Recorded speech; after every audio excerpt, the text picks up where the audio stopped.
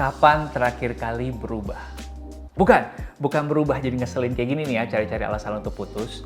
Dan bukan juga berubah dalam konteks menjadi superhero kita waktu kanak-kanak. Berubah secara pemikiran. Benar, society seringkali ngejudge orang-orang yang berubah pikiran itu, alah lo, ababil lo, nggak konsisten. Tapi menurut Profesor Adam Grant, lulusan dari Harvard, dia bilang bahwa penting buat kita untuk selalu berpikir ulang. Ibaratnya gini, handphone kita aja akan kita update software setiap bulan ya teman-teman. Nah, coba kita cek. Kapan terakhir kali kita mengupdate software kita di sini? Jangan-jangan kita hidupnya gitu-gitu aja, ketinggalan, jauh dari teman-teman kita yang rajin untuk update software mereka. Nah, buku Think Again atau Berpikir Ulang dari Adam Grant, menurut gua adalah salah satu buku yang terbaik untuk kalian baca di 2021 ini. Buku bestseller ini juga direkomendasikan oleh Ray Dalio, salah satu investor yang menjadi panutan gua banget. Dan si Adam Grant ini kalau lo belum kenal, video TED Talk dia sudah ditonton lebih dari 8 juta kali.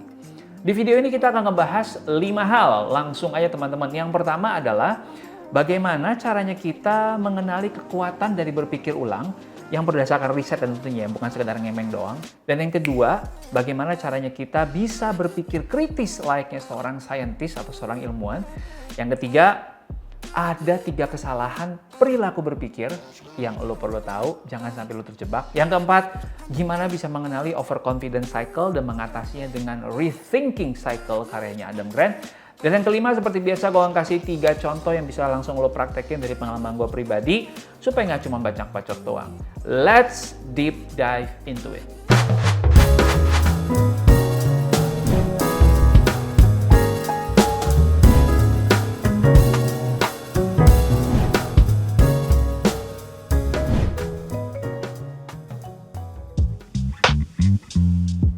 Ini bukti saintifiknya. Jadi Adam Grant mengadakan riset, dia ngelihat dari sekian banyak orang-orang yang ikut ujian, mereka pelajari perilaku mereka. Antara mereka yang jarang memperbaiki jawaban mereka, jadi biasanya kita kalau jawab kan kita lingkerin ya, pakai pensil 2B, terus kita hapus kalau kita ngerasa kita kurang tepat, lalu kita perbaiki. Nah ternyata teman-teman setelah didalemin, orang-orang yang mau berpikir ulang dan jadinya memperbaiki jawaban mereka, justru kecenderungannya punya nilai yang lebih tinggi jadinya. Itu adalah bukti saintifik yang pertama. Yang kedua, ada sebuah riset dilakukan di Italia di 2016. Jadi startup founder nih kumpulin di satu tempat, jumlahnya ada banyak banget, lalu mereka diajarin. Ya, yang pertama, mereka diajarkan untuk startup strategi. Mereka juga diajarkan untuk melakukan interview kepada customer, dan yang terakhir diajarkan untuk membuat MVP atau minimum viable products. Ya. Nah ini grup yang pertama, sebut saja, ya karena gue suka kopi, sebut saja ini grup Toraja. Lalu ada grup kedua yang diajarin hal yang sama juga, sebut saja grup Semendo. Mereka diajarin startup strategi, tapi dilihatnya sebagai sebuah teori yang harus dibuktikan benar apa enggak. Mereka melihat customer interview sebagai sebuah hipotesa yang perlu dites dan ketemu sama calon pembeli mereka, lihat cocok apa enggak. Dan yang terakhir mereka melihat MVP atau produk mereka yang paling minimumnya itu sebagai sebuah eksperimen yang belum tentu benar, sehingga ya emang harus terus diperbaiki sehingga menjadi sempurna. Hasilnya adalah teman-teman, grup pertama ya si Toraja itu melakukan jauh lebih sedikit pivot dalam bisnis mereka. Artinya mereka jarang sekali memperbaiki kekurangan mereka sendiri, ya bahkan lebih dari 2 kali lipat kalau kita lihat grup Semendo ini melakukan perbaikan atau melakukan pivot dalam bisnis mereka. Dan yang lebih seru lagi ternyata tahun depan nih 2017 dilihat hasilnya secara revenue, boom! Bedanya jauh banget, bedanya 4.700% antara grup pertama, grup Toraja yang tidak melihat proses bisnis secara saintifik, itu jauh tertinggal dibandingkan grup Semendo yang tadi melihat segala sesuatu itu sebagai sebuah hipotesa, sebuah teori yang perlu dibuktikan lewat eksperimen. Ya, hasilnya teman-teman bisa ngelihat di layar ini.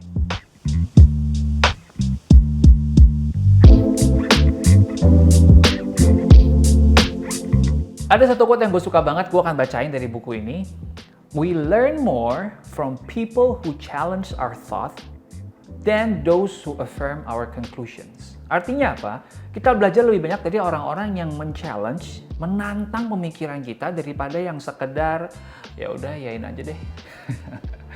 Gue paham sih teman-teman, dalam jangka pendek pasti pemikiran-pemikiran lama kita itu susah untuk kita challenge. Pasti banyak menghalangi. Contohnya gini, kalau gue bilang hemat itu nggak pangkal kaya. Shit, lu akan ngerasa gila, itu yang gue percaya sejak gue kecil, itu peribahasa yang gue pegang terus. Susah kan buat lu untuk mengubah itu? Nah, gue udah jelasin kenapa hemat itu nggak selalu pangkal kaya di video ini. Lu bisa ngeliat linknya kalau taruh di sini. Nonton deh, pemahaman lu soal duit akan terupgrade. Nah, kenapa ini susah buat kita untuk mengakui kita salah? Karena pada dasarnya manusia itu pengen cari yang nyaman, pengen cari yang mudah. Makanya daripada kerja keras mengejar mimpi dan impian kita, jauh lebih gampang kita kalah sama hasrat rebahan, nonton Netflix, kelarin Squid Game 10 episode. Nah, jadi teman-teman, pilihannya ada di kita. Pilihannya ada di lo. Mau tetap stuck di bukit kebodohan, nah ini istilah yang dipakai sama Adam Grant, atau kita mau rendah hati terus mengakui bahwa harusnya kita berpikir ulang, harusnya kita men-challenge pemikiran kita sendiri supaya kita bisa maju, supaya kita bisa terus naik, dan supaya bisa jadi lebih baik. Jangan sampai teman-teman menyalahartikan rendah hati. Rendah hati bukan berarti kita rendah kepercayaan diri. Ya, kalau dalam bahasa Latin, salah satu arti kata rendah hati atau humility artinya adalah grounded atau berasal dari bumi. Sehingga rendah hati itu mengingatkan kita untuk selalu napak, selalu ngejejek, selalu ngebumi. Kalau kita memang bukan manusia yang sempurna, dan seperti layaknya segala sesuatu dalam hidup, pasti akan momennya kita harus mengalami kegagalan, mengalami kesalahan. Dari situlah kita belajar dan naik level. Kayak main game. Jarang kan kita ngelewatin satu level langsung lewat. Waktu ngalahin bos terakhirnya, kita cari tahu dulu salahnya di mana, kurangnya di mana, kita pelajarin, akhirnya kita bisa ngalahin dan naik level.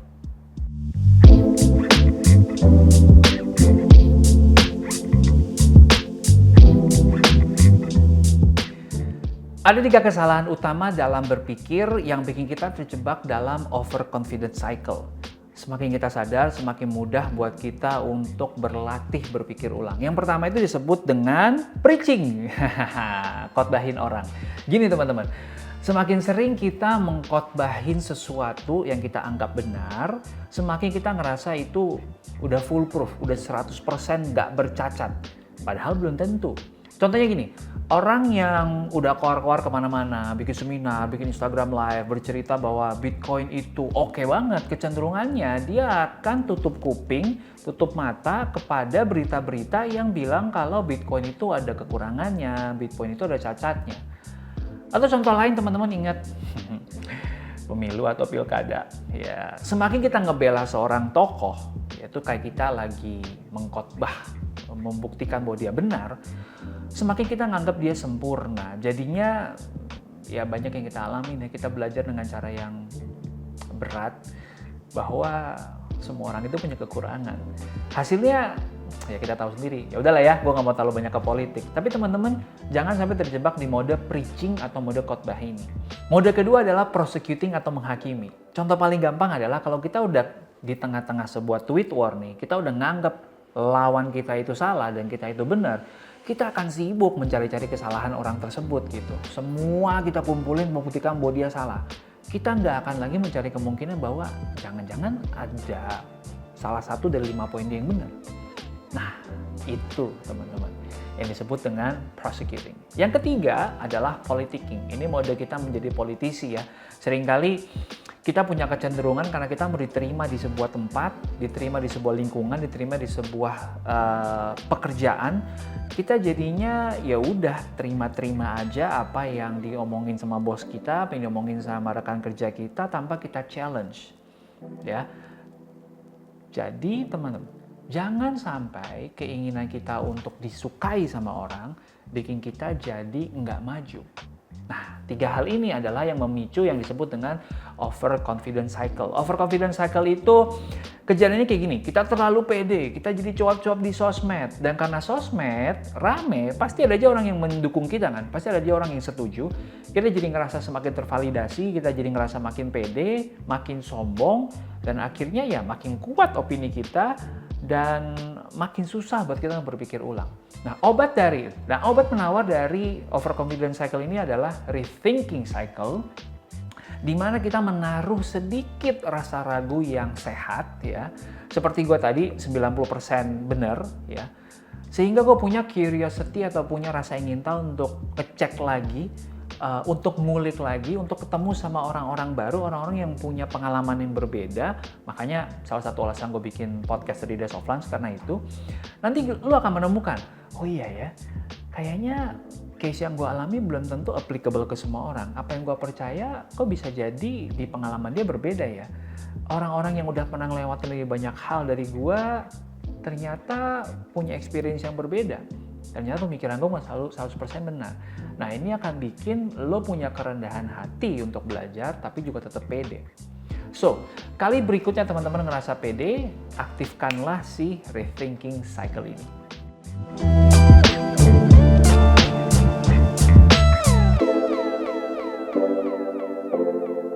Lalu gimana kita bisa enjoy, kalem, bahkan senang-senang aja kalau kita nyadar kita salah?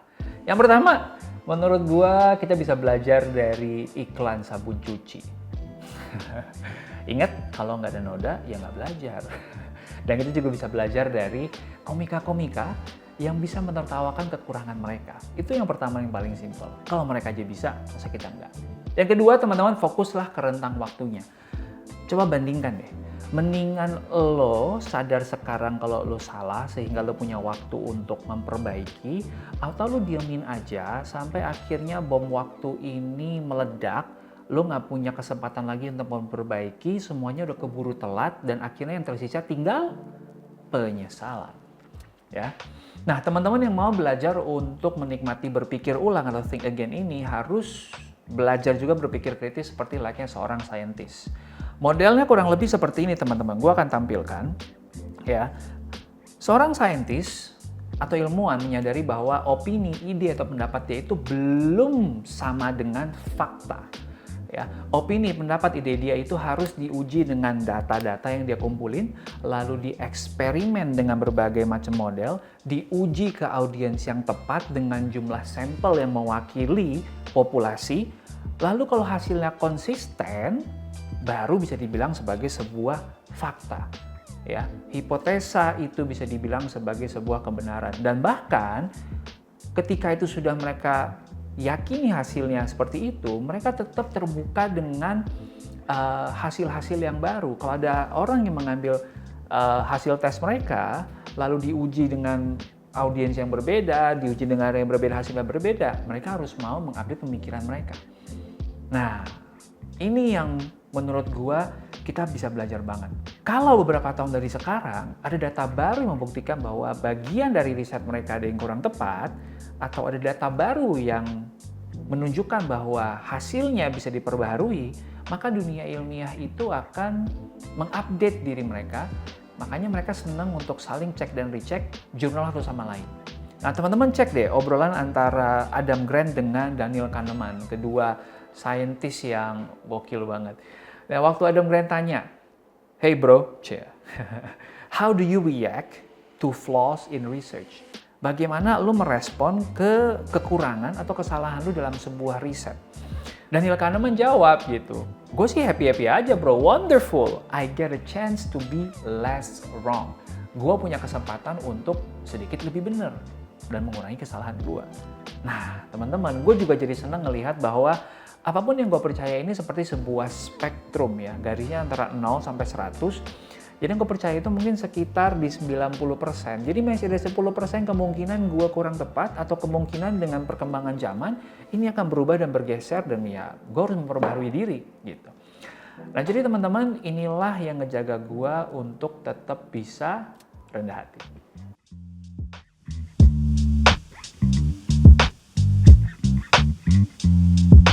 Last but not least, ada 3 hal yang bisa lo praktekin supaya kita nggak berhenti dengan termotivasi saja, tapi juga kita praktekin. Yang pertama, bikin yang disebut dengan challenge network. Dan gue udah pernah bahas ini di buku gue, You Do You. Lo bisa ngeliat, carilah orang-orang yang beririsan di antara loving and critical. Jadi orang-orang ini yang care sama lo, yang pengen hidup lo lebih baik, yang sayang sama lo, makanya mereka kritis. Ya, bukan tipe-tipe yang nggak care sama lo, sekedar kritis doang cuma untuk bikin lo jatuh, atau lebih parahnya lagi, ya, udah nggak care, nggak kritis juga, ya terserah lo lah, lo mau salah dengan pemikiran lo, jatuh ke laut, jatuh aja. Ya, jadi carilah circle lo yang loving and critical. Budayakan untuk meminta kritik dan juga biasakan juga untuk ngasih kritik kepada orang-orang yang kita care. Jangan baper teman-teman, sediakan ruang dan waktu untuk kita nggak membawa sisi emosional kita, jadi kita bisa berdebat secara intelektual aja, gitu. Nah kalau lo belum punya, ya gue juga pengen punya sih. Lo bisa gabung di Discord-nya kita, Discord-nya podcast gue, Podcast 3 Days of Lunch, nanti gue kasih linknya di description di bawah, join dan kita ngobrol di sana. Nah yang kedua, marilah kita lebih sering lagi berpikir kritis. Kalau ada pesan di WhatsApp grup yang masuk dan bilang bahwa pete itu bisa menyembuhkan COVID. Tunggu dulu, itu hasil riset dari mana? Ilmuannya siapa? Ditesnya ke berapa sampel? Jangan-jangan cuma ke 5 orang, itu nggak bisa mewakili 7 miliar penduduk dunia lagi. Gitu. So be critical. Atau misalnya ada influencer berkoar-koar tentang suatu hal yang baru, beropini sesuatu, jangan asal diterima aja teman-teman. Ya, gue selalu membiasakan mengkotakkan menjadi 3 hal. Hal yang gue nggak tahu sama sekali, hal yang gue baru tahu sehingga mesti gue cek ulang, dan hal yang gue udah pasti tahu banget. Nah, ketika kita dengar satu hal yang baru, bahkan dia influencer terkenal sekalipun, taruhlah di kolom yang nggak tahu atau kolom yang baru tahu. Sehingga kita punya level of curiosity yang sehat, nggak langsung kita terima plek-ketiplek karena dia beken. Dan yang terakhir teman-teman, yang paling sulit tapi paling ngepek, sebisa mungkin kita jangan terikat dengan identitas kita yang lama. Nah ini chart dari bukunya Adam Grant, mewakili banget, teman-teman bisa ngelihat di sini. Semakin kita menyatu dengan identitas kita yang lama, semakin sulit buat kita untuk menerima hal yang baru. Karena buat kita, ini diri gua emang orangnya kayak gini, terima ya silahkan, enggak ya udah. Nah itu menurut gua bukan cara yang baik itu menurut gua bukan cara yang baik sebagai warga dunia yang gila, setiap berapa tahun aja dunia berubah banyak hal gitu teman-teman. Kita harus mau sekali lagi update software kita, ya. Nah, gue juga banyak berproses teman-teman, ya. Ingat tadi gue cerita bagaimana ada orang-orang yang masih ngerasa kalau hemat pangkal kaya, ya, dan dia percaya itu, ya kan, sampai ketika gue udah kasih video yang tadi, ya, bahwa hemat itu nggak cukup teman-teman, cuman ditabung aja nggak cukup. Kenapa? Karena kalah sama inflasi, ya, dan itu baru satu dari sekian banyak, ya, pola pikir keuangan. Makanya gue sering share tentang itu, karena itu benar-benar mengubah hidup gue. Satu lagi yang mengubah hidup gue adalah ketika gue waktu itu masih punya pemikiran bahwa bisa ada kok orang-orang yang bisa cuannya gede banget, mendadak bisa super tajir dari investasi. Akhirnya ini bikin gue sangat rentan terhadap investasi bodong. Ya, gue menjadi korban bahkan ada momennya. Nah, teman-teman, disitulah gue belajar bahwa orang-orang yang kaya, orang-orang yang benar-benar financial freedom adalah orang-orang yang itu bisa menciptakan sebuah nilai yang bermanfaat buat dunia lewat karya mereka, lewat bisnis mereka, lewat produk mereka. Sehingga kalaupun mereka lewat investasi, yang overnight sukses itu jarang sekali. Hoki iya bisa, ada beberapa orang yang tiba-tiba karena beli Bitcoin murah banget, terus dia juga lupa, dia juga nggak peduli, tiba-tiba dia buka lagi 10 tahun kemudian, ternyata jadi gede nilainya. Itu namanya hoki, dan sangat sedikit sekali. Ya, yang lebih sering adalah kita ditawarkan financial freedom, bener, orang yang ngejual produknya itu dia jadi tajir, orang yang ngejual investasi bodong itu dia jadi tajir overnight, kitanya jadi boncos. Nah, bersyukur teman-teman setelah gue paham itu, sekarang 8-9 tahun kemudian akhirnya ya gue semakin dekat ke goal financial freedom gue. Nah, jadi teman-teman, rajin-rajinlah berpikir ulang, rajin-rajinlah untuk berpikir kritis, think again. Think again.